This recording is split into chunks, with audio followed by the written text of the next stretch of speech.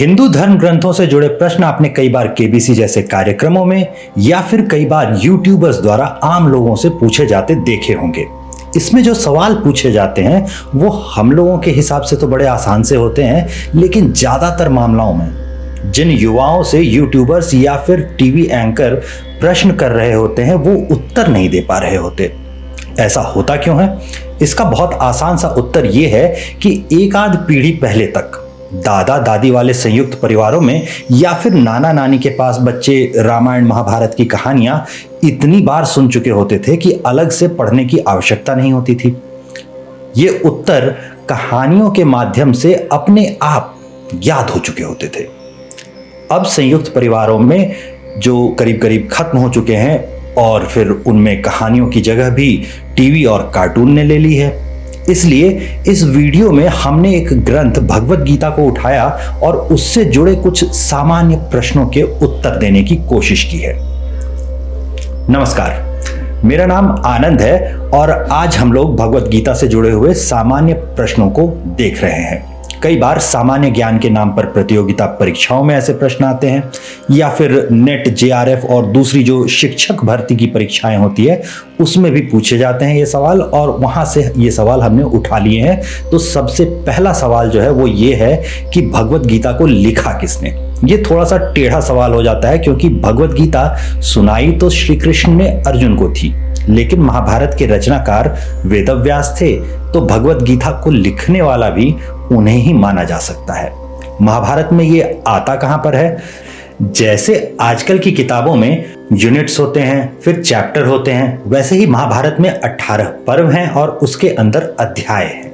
भगवत गीता छठे पर्व यानी भीष्म पर्व के 23वें से लेकर के 40वें तक का अध्याय जो है उन्हें कहते हैं। इन 18 अध्यायों में कुल 700 श्लोक होते हैं और इतने भर से आपका ध्यान इस बात पर चला गया होगा कि 18 पर्वों में से आधे पर पहुंचने तक तो महाभारत का युद्ध समाप्त हो चुका होता है। फिर 10वें से लेकर के 18वें पर्व में क्या लिखा हुआ है? अक्सर टीवी देखकर महाभारत की जो समझ बनती है उससे लगने लगता है कि महाभारत युद्ध की कहानी होती है।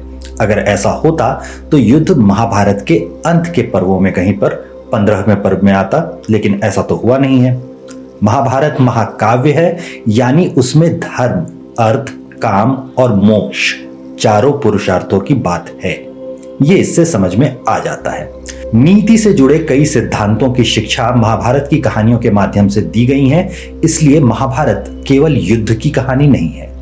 सिर्फ गीता पर ध्यान दें तो ये बता दें कि महाभारत के युद्ध के बाद अनुशासन पर्व में कई गीताएं आती हैं। महाभारत के युद्ध से पहले जब पांडव वनवास में हैं उस समय भी व्याध गीता मिल जाती है। यह हमें गीता के शाब्दिक अर्थ पर ले आता है। गीता का अर्थ है जिसे गाया जा सके, और व्याध गीता, अनुगीता, राम गीता, देवी गीता, अष्टावक्र गीता, गुरु गीता जैसी कितनी ही अलग अलग गीताएं अलग अलग ग्रंथों में, पुराणों में मिलती हैं। आमतौर पर सिर्फ गीता कहने पर भी उसका अर्थ भगवत गीता मान लिया जाता है। जैसे श्री राम के कहे होने के कारण राम गीता होती है या अष्टावक्र के नाम से गीता होती है, वैसे ही वैष्णव के जो संप्रदाय होते हैं वो श्री कृष्ण को भगवान मानते हैं, भागवत धर्म के हैं, इस कारण उनका नाम भगवत गीता होता है। गाया जा सकता है, गीत जैसा ही है। इसकी रचना भी छंदों में हुई है। संस्कृत काव्य में जो सबसे अधिक प्रयुक्त होता है उसी अनुष्टुप छंद में भगवत गीता के अधिकांश श्लोक हैं। अनुष्टुप छंद के अलावा इसमें बृहति, त्रिष्टुप और जगती छंदों का भी प्रयोग हुआ है।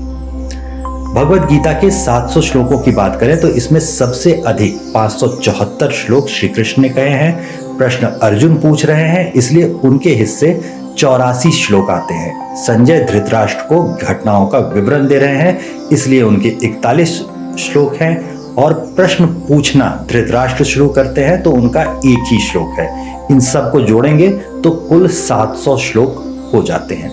अब देखते हैं कि 18 अध्यायों में से किसमें कितने श्लोक हैं, सबसे बड़े और सबसे छोटे अध्याय कौन से हैं। सबसे पहला अध्याय है अर्जुन विषाद योग जिसमें 46 श्लोक हैं। फिर दूसरा सांख्य योग जिसमें 72 श्लोक हैं। तीसरे अध्याय कर्म योग में 43 श्लोक हैं। चौथे ज्ञान कर्म संन्यास योग में 42 और 5वें कर्म संन्यास योग में 29 श्लोक है। छठा अध्याय है आत्म संयम योग जिसमें 47 श्लोक होते हैं। उसके बाद ज्ञान विज्ञान योग में 30 और अक्षर ब्रह्म योग में 28 श्लोक होते हैं। 9वां अध्याय है राज विद्या राजगुह्य योग जिसमें 34 श्लोक हैं। 10वां अध्याय विभूति योग है, उसमें 42 श्लोक है। इसके बाद विश्वरूप दर्शन योग है, उसमें 55 श्लोक आते हैं और भक्ति योग में 20 श्लोक हैं। 13वां अध्याय क्षेत्र क्षेत्रज्ञ विभाग योग है, उसमें 35 श्लोक हैं और फिर गुण त्रय विभाग योग आता है जिसमें 27 श्लोक हैं। 15वां अध्याय पुरुषोत्तम योग भी छोटा सा है, इसमें भी 20 ही श्लोक हैं और उसके बाद दैवासुर संपद विभाग योग में 24 श्लोक और श्रद्धा त्रय विभाग योग में 28 श्लोक हैं। अंतिम 18वां अध्याय जो है वो फिर से लंबा है। मोक्ष संन्यास योग नाम के इस अध्याय में 78 श्लोक होते हैं। इतने से आपको ये पता चल जाएगा कि 12वां भक्ति योग और 15वां पुरुषोत्तम योग ये सबसे छोटे अध्याय हैं। इनमें 20 ही श्लोक आते हैं। कई लोग भक्ति योग को याद कर लेते हैं, उसके 20 श्लोक जो हैं उसको पूरा पूरा याद करने का प्रयास करते हैं। इन्हें बार बार लिखकर याद किया जा सकता है। इसके लिए हमने एक वर्कबुक जैसा एक बार बनाया था। इस PDF फाइल का लिंक हमने नीचे डिस्क्रिप्शन में दे दिया है। आप चाहें तो उसे डाउनलोड कीजिए, प्रिंट लीजिए और हर श्लोक को 5-5 बार लिखने से हैंडराइटिंग भी थोड़ी सुधरेगी और श्लोक तो याद हो ही जाएंगे। लंबे अध्यायों की बात करें तो अंतिम यानी 18वां अध्याय मोक्ष संन्यास योग सबसे लंबा है, उसमें 78 श्लोक है। दूसरे स्थान पर दूसरा अध्याय सांख्य योग आएगा जिसमें 72 श्लोक है। ये थोड़े से कठिन प्रश्न है। यूट्यूबर्स ऐसे कठिन प्रश्न पूछते हुए नहीं दिखेंगे, प्रतियोगिता परीक्षाओं में आते हैं। वीडियो में आप अगर इतना आगे तक आ गए हैं तो थोड़े कठिन प्रश्न तो आप देख ही सकते होंगे। अलग से कोई गिनती याद करता होगा ऐसा हमें नहीं लगता। हाँ, बार बार भगवत गीता पढ़ने से किस अध्याय में कितने श्लोक हैं ये अपने आप याद हो जाता होगा। भक्ति योग याद करने की अगर बात कर ली है तो ये प्रश्न भी उठ सकता है, क्या भक्ति के अलग अलग प्रकार या भक्तों के अलग अलग प्रकार भगवत गीता में बताए गए हैं? तो इसका उत्तर है हाँ। भगवत गीता के अनुसार भक्तों के 4 प्रकार होते हैं। 7वें अध्याय के 16वें श्लोक में भगवान श्री कृष्ण बताते हैं आर्त, जिज्ञासु, अर्थार्थी और ज्ञानी ऐसे 4 प्रकार के भक्त होते हैं। इनमें आर्त भक्त वो है जो किसी शारीरिक पीड़ा में है, मृत्यु के भय में है। दूसरा जिज्ञासु वो है जो ईश्वर का ज्ञान पाना चाहता है। अर्थार्थी कुछ पाना चाहता है जैसे मकान या नौकरी आदि की इच्छा से आया है। ज्ञानी को पता चल चुका होता है कि मानव जीवन का उद्देश्य ही ईश्वर की प्राप्ति है, इसीलिए वो बिना किसी कामना के भगवान का भजन करता है। ऐसे ही तप और भोजन को देखेंगे तो उनके भी 3 प्रकार सात्विक, राजसिक और तामसिक भगवत गीता में अलग अलग जगहों पर बताए गए हैं। अब आते हैं संबोधनों पर। भगवत गीता में अर्जुन और श्री कृष्ण के लिए अलग अलग कई नामों का प्रयोग किया गया है। जैसे कृष्ण के लिए अगर आप देखेंगे तो केशव, ऋषिकेश, पुरुषोत्तम, अच्युत, माधव, मधुसूदन, अरिसूदन, जनार्दन ऐसे कई संबोधन प्रयुक्त होते हैं। इन नामों का अर्थ होता है और नाम को उसी संदर्भ में प्रयोग किया गया है, ये समझना मुश्किल नहीं है। जैसे कि मधु नाम के राक्षस का वध करने के लिए मधुसूदन नाम होता है, या फिर शत्रुओं का दमन करने के लिए अरिसूदन नाम है। ऋषिकेश नाम जो है वो इंद्रियों पर विजय पाने के लिए प्रयोग किया जाता है। भगवत गीता में अर्जुन ने 9 बार श्री कृष्ण को कृष्ण कहकर पुकारा है। किसने क्या कहा ये बताने के लिए भगवत गीता में उवाच लिखा होता है, जैसे संजय उवाच, अर्जुन उवाच इत्यादि। तो श्री कृष्ण के लिए श्री भगवान उवाच लिखा होता है और भगवत गीता में 14 बार श्री भगवान उवाच लिखा हुआ मिल जाता है। अर्जुन के नामों को देखेंगे तो आपको पता है कि अर्जुन के 10 नाम थे। उन्हें अर्जुन, महाबाहो, धनंजय, पार्थ, गुड़ाकेश, कुंती पुत्र, भारत, कुरुनंदन, पांडव, सव्यसाची, किरीट, कौंतेय इन सभी नामों से बुलाया जाता है।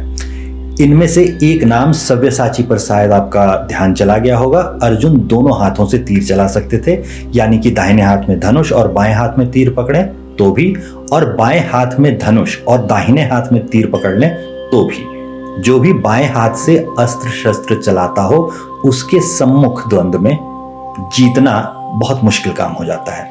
इसलिए आप पाएंगे कि अर्जुन द्वंद्व में कभी भी हारते हुए नहीं दिखते। अंग्रेजी में जिसे एम्बिडेक्स्ट्रस कहते हैं, दोनों हाथों का समान प्रयोग करने वाला, उसे सव्यसाची कहते हैं। दूसरा जो महत्वपूर्ण नाम है वो है गुड़ाकेश। गुड़ाकेश अर्जुन के बारे में माना जाता है कि उन्होंने निद्रा पर, नींद पर विजय पा ली थी, इसलिए उनका नाम गुड़ाकेश पड़ गया था। श्री कृष्ण ने सभी इंद्रियों पर विजय पाई है, इसलिए भगवत गीता में वो गुरु की भूमिका में ऋषिकेश हैं। अर्जुन के लिए गुड़ाकेश और भगवान के लिए ऋषिकेश। भगवत गीता में श्री कृष्ण ने अर्जुन के लिए सर्वाधिक पार्थ संबोधन का प्रयोग किया है। कुल 22 बार पार्थ कहकर बुलाया है। यहां से हम लोग चलते हैं अनुबंध चतुष्टय पर। अनुबंध चतुष्टय होता क्या है? चतुष्टय का शाब्दिक अर्थ 4 होगा, ऐसा कुछ होगा, यह आपको समझ में आ ही गया होगा। और अनुबंध वो धागा, संबंध या बंधन है जिससे ग्रंथ गुथा या जुड़ा हुआ होता है, ऐसा आप कह सकते हैं। तो अनुबंध चतुष्टय का शाब्दिक अर्थ हुआ 4 संबंध। ये चारों संबंध हैं अधिकारी, विषय, प्रयोजन और संबंध। अधिकारी का मतलब है योग्य छात्र जिसने एकाग्र मन विकसित किया है। विषय का मतलब है जीव ब्रह्म की पहचान, या कहिए कि ग्रंथ या पुस्तक किस विषय पर है उसके बारे में बताया जाता है। प्रयोजन का मतलब होता है परिणाम या फल, जैसे दुख का पूर्ण रूप से निवारण या फिर सर्वोच्च सुख की प्राप्ति, धन ज्ञान की प्राप्ति, ये सभी प्रयोजन या उद्देश्य हो सकते हैं। संबंध का मतलब है अधिकारी, विषय और प्रयोजन के बीच का संबंध, क्योंकि श्रोता, ज्ञाता, अर्थ, इन सब का पुस्तक से क्या संबंध है, इसके ज्ञान के बाद ही कोई शास्त्र में प्रवृत्त होता है। भगवत गीता का विषय जो है वो है कर्मयोग, ज्ञान योग और भक्ति योग आदि। इसका प्रयोजन जीव मात्र का कल्याण है। इसका अधिकारी अपना कल्याण चाहने वाला हर मनुष्य है। गीता के विषय और भगवत गीता के बीच प्रतिपाद्य प्रतिपादक का संबंध होता है। तो अधिकारी के विषय में आप ऐसे समझ सकते हैं कि 10वीं तक जिसने मैथ गणित पढ़ा हो वही कैलकुलस पढ़ सकता है, या फिर ग्रेजुएशन तक जब साइंस पढ़ चुके होंगे आप, तभी आप क्वांटम फिजिक्स पढ़ने समझने की कोशिश करेंगे। तो जो मिनिमम रिक्वायरमेंट वाली एक कंडीशन होती है वो कुछ एक किताबों पर लागू होती है। भगवत गीता के साथ ऐसा नहीं है।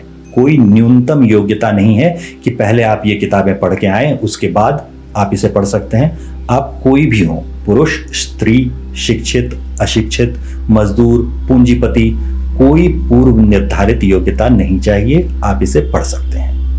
अनुबंध चतुष्टय के बारे में बात करते ही मेरी समझ में ये आया कि ये एक ऐसा विषय है जिसके बारे में संस्कृत न पढ़ने वालों ने शायद ही सुना होगा, तो हम आगे उस पर एक अलग से वीडियो बना लेंगे। अब आगे आते हैं और बात आती है टीकाओं की और भाष्यों की, जिसके बारे में हम अगले वीडियो में बात करेंगे।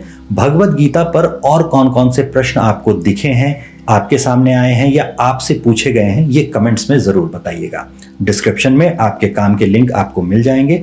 और हाँ, लाइक और सब्सक्राइब जरूर कर दीजिएगा। आज के लिए आज्ञा दीजिए। धन्यवाद।